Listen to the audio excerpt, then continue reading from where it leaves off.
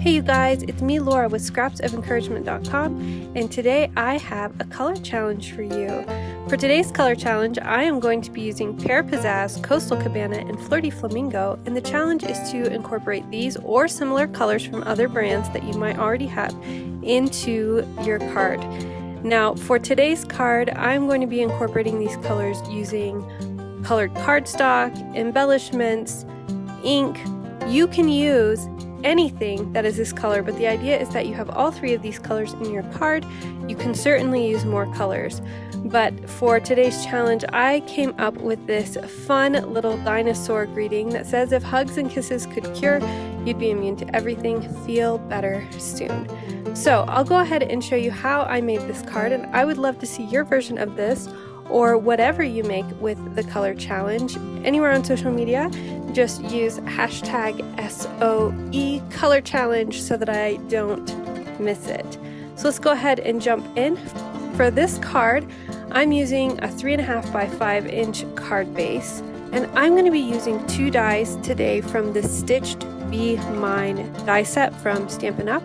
I'm using this scalloped edge as well as this intricate heart die.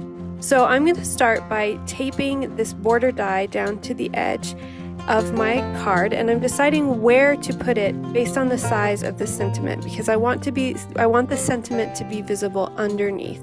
So I'm just going to use my stamp to line that up, and I'm going to grab some washi tape, and just to make sure that it doesn't rip my paper, I like to put my washi tape on the back of my hand to make it a little less tacky first, and then I'm going to tape that down and go ahead and run it through my die cutting machine.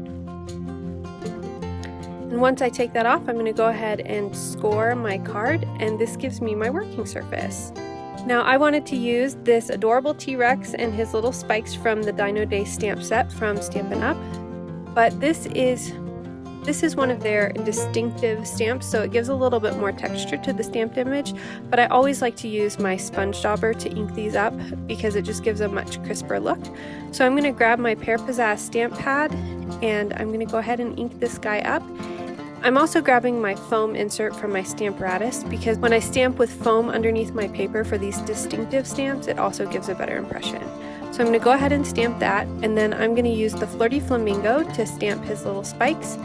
And because I have them, I'm going to go ahead and use the dies to cut these out.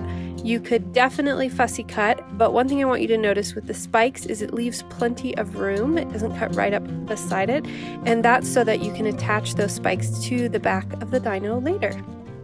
Now I'm just going to go ahead and put his little spikes on with some glue, and I'm lining up his hand with that space in between the spikes there. That's my cute little dinosaur. So next I'm going to go ahead and take this intricate heart die, and I plan to use some of the hearts on the inside to go around as well as the heart outline. So I'm using my precision base plate for this. You can use a regular base plate if you have it, but when I'm doing things that are really intricate, I like to use my precision base plate on my die cutter, and then I just run this through several times. Now I also, you can see I have it lined up on the side rather than the center of my die cutting platform, just because typically more pressure is applied to the dies there. Now to get all these little intricate pieces out, I'm using a combination of my Take a Pick tool, any pokey tool will work, and then I also have a die brush that I'm using on top of that foam mat again, and that just helps everything come out a little bit easier. And when you peel off an intricate die like this, be careful because you don't want to rip it, and this one came out just great. I want to make sure that I get my stamp on here straight, so I'm going to pull out my Stamparatus, and I'm going to go ahead and close my card completely, and I'm going to stamp my sentiment down on the bottom. One thing I like about the Stamparatus is that it does have grid lines on the plates. I have a hard time getting things straight, so you can see here I don't have my stamp quite straight, so I can fix it and tweak it until it gets just right so that I know when I'm done I'm going to end up with a straight image. Then once I have that stamped, I am going to work on the bow that I'm going to tie around this card.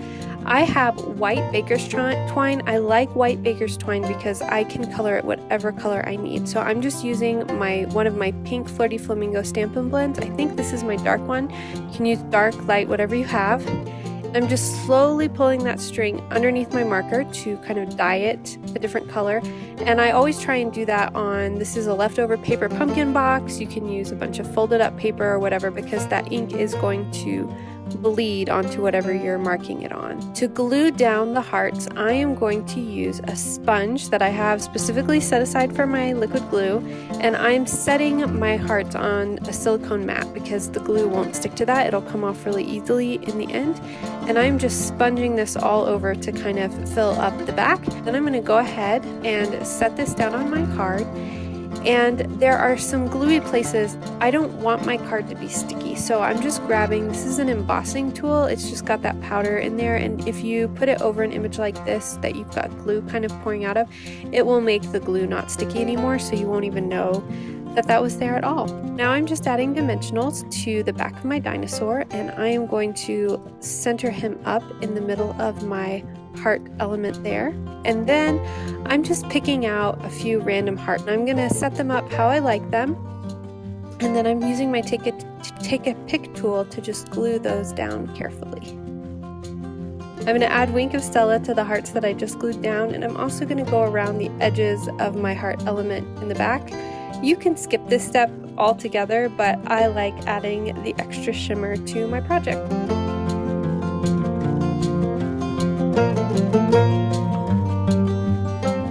I have these clear epoxy hearts that I got from Stampin' Up, and I really love them, but I have a hard time finding ways to use these kinds of embellishments, but I realized that they fit pretty well over some of the heart cutouts, so I thought I would go ahead and add them on the top of these hearts and just give a little bit of a 3D element to my card that way.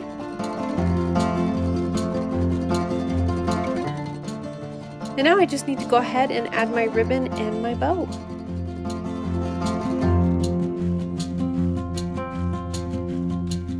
And that is it for this color challenge card. This is a fun little card to make, and it's great to give if you wanted to give a get well package to someone with maybe some tissues or a little tea or something to encourage someone when they're feeling a little bit under the weather. This would be a perfect card for that. I would love to see what you come up with this color challenge and to see the creative things that you make. And as always, I hope you find joy in creating as you spread kindness and encouragement with your scraps of paper. I'll talk to you later. Bye.